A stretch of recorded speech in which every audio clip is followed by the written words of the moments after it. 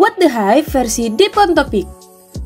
Pertama, Bintang sepak bola dunia keturunan Indonesia, Raja Nainggolan ditangkap kepolisian Brussels, Belgia terkait dugaan terlibat dalam penyelundupan kokain di pelabuhan Antwerp pada Senin 27 Januari 2025. Dalam penangkapan tersebut, polisi turut membawa mobil Raja Nainggolan menggunakan derek dan telah menggeledah sekitar 30 rumah di Antwerp. Dikutip dari media Belanda The Telegraph, bahwa saat penggeledahan pada Senin pagi di Antwerp, mobil ex-pemain Bayangkara FC ini terpaksa harus dideret polisi guna digunakan sebagai bagian dari pendalaman barang bukti. Gimana nih menurut pendapat kalian di atas?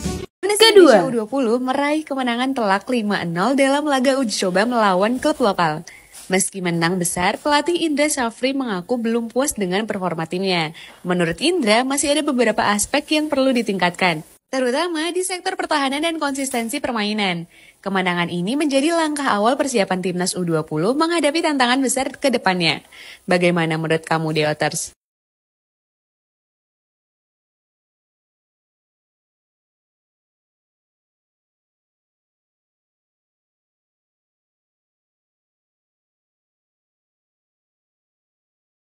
ketiga, Presiden US Donald Trump mengirim Menteri Luar Negeri Marco Rubio ke Panama dalam upaya merebut kembali terusan Panama.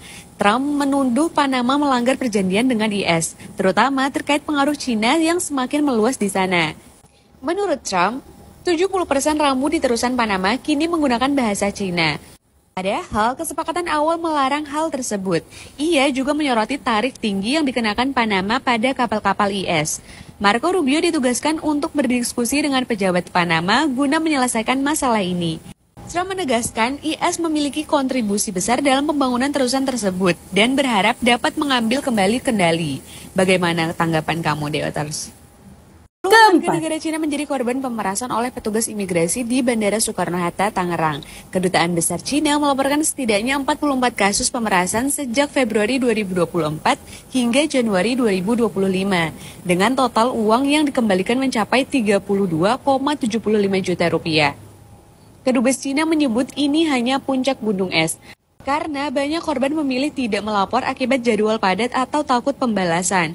Mereka meminta pemasangan tanda peringatan dalam bahasa Mandarin, Indonesia, dan Inggris di area imigrasi. Respon hal ini, Menteri Imigrasi dan Pemasyarakatan Agus Adrianto mencopot seluruh pejabat imigrasi Bandara Suta dan memastikan proses hukum akan dijalankan. Bagaimana tanggapan kamu, Deoters? Tiga calon kelima, pemain timnas Indonesia, Ole Romain, Tim Gepens, dan Dian Mareka, segera mengambil sumpah sebagai warga negara Indonesia WNI di London pada 8 Februari tahun 2025. Proses ini menyusul rekomendasi pemberian kewarganegaraan dari Komisi 10 DPR RI. Ole Romain diproyeksikan langsung memperkuat timnas untuk kualifikasi Piala Dunia tahun 2026, sementara Tim dan Dion akan difokuskan untuk SEA Games tahun 2025. Kehadiran Ole dinilai penting untuk mengatasi masalah kekurangan striker di timnas. Indonesia akan menghadapi laga berat melawan Australia pada 20 Maret tahun 2025 dalam kualifikasi Piala Dunia tahun 2026. Bagaimana harapan Anda untuk performa timnas dengan kehadiran ketiga pemain ini, Deoters? Keenam, Al-Ghifari meminta maaf setelah mendapatkan kritik keras dari netizen terkait perannya sebagai Kang Timu di film remake A Business Proposal. Dalam unggahan Instagramnya, Abizar mengakui kesalahan dan memohon maaf atas sikap, ucapan, serta perbuatannya yang menyinggung banyak pihak. Ia menyebut kritik dari netizen sebagai pembelajaran berharga untuk menjadi pribadi yang lebih dewasa dan bijaksana. Abizar dikritik karena mengaku hanya menonton satu episode serial asli A Business Proposal sebagai referensi, alih-alih menonton secara full.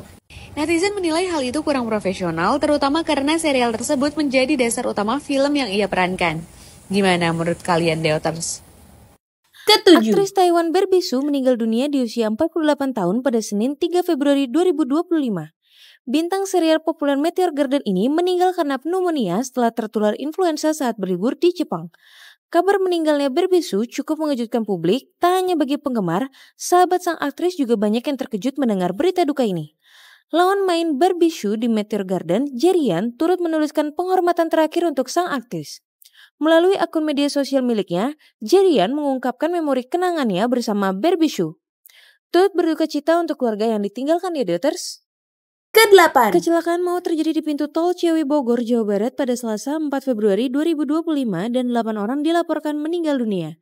Kasat Lantas Polres Bogor Kota, Kompol Yudiono mengkonfirmasi bahwa kecelakaan bermula dari sebuah truk bermuatan air mineral yang menabrak sejumlah mobil yang tengah mengantri untuk membayar tol. Yudiono menambahkan polisi segera melakukan olah tempat kejadian perkara di lokasi. Berdasarkan data sementara, total korban mencapai 19 orang dan korban meninggal dunia mencapai 8 orang. Seperti diberitakan sebelumnya, seorang pria yang merekam kejadian menyebutkan bahwa kecelakaan tersebut terjadi akibat rem blong. Video pasca kecelakaan pun sempat viral di media sosial. Gimana menurut kalian Dioters? Kira-kira siapa yang salah? Ke-9. Kurs $1 Amerika Serikat anjlok menjadi hanya 8.170,65 di mesin pencarian Google pada hari Sabtu 1 Februari 2025. Hal ini terjadi diduga lantaran Google mengalami error sehingga nilai dolar ke rupiah yang seharusnya sekitar 16.000 per 1 USD menjadi turun setengahnya. Pihak Google pun telah menyampaikan penyebab kesalahan tersebut. Perwakilan Google mengatakan kepada Kompas.com, anjloknya kurs dolar ke rupiah di Google Search jadi karena adanya kesalahan data milik pihak ketiga. Kami menyadari adanya masalah yang mempengaruhi informasi nilai tukar rupiah di Google Search, kata perwakilan Google sebagaimana diberitakan Kompas.com pada hari Sabtu 1 Februari 2025. Gimana nih menurut kalian Dioters? Sejumlah wilayah di Indonesia mulai merasakan gas LPG 3 kg langka di pasaran. Lantas, apa penyebab gas LPG 3 kg langka? Diketahui per 1 Februari 2025, pengecer tidak lagi diperbolehkan menjual gas LPG 3 kg. Wakil Menteri Energi dan Sumber Daya Mineral atau ESDM, Yulio Tanjung mengatakan, pengecer yang ingin tetap menjual gas LPG bersubsidi harus terdaftar sebagai pangkalan atau sub penyalur resmi Pertamina.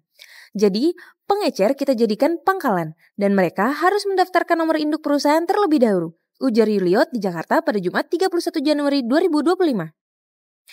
Pengecer yang ingin menjadi pangkalan dapat mendaftarkan melalui sistem online single submission untuk mendapatkan nomor induk berusaha. Gimana nih menurut kalian Dioters? Kalian setuju nggak? Nah itu dia, What the Hype versi Deep on Topic. Next, bahas apa lagi nih? Jawab di kolom komentar ya.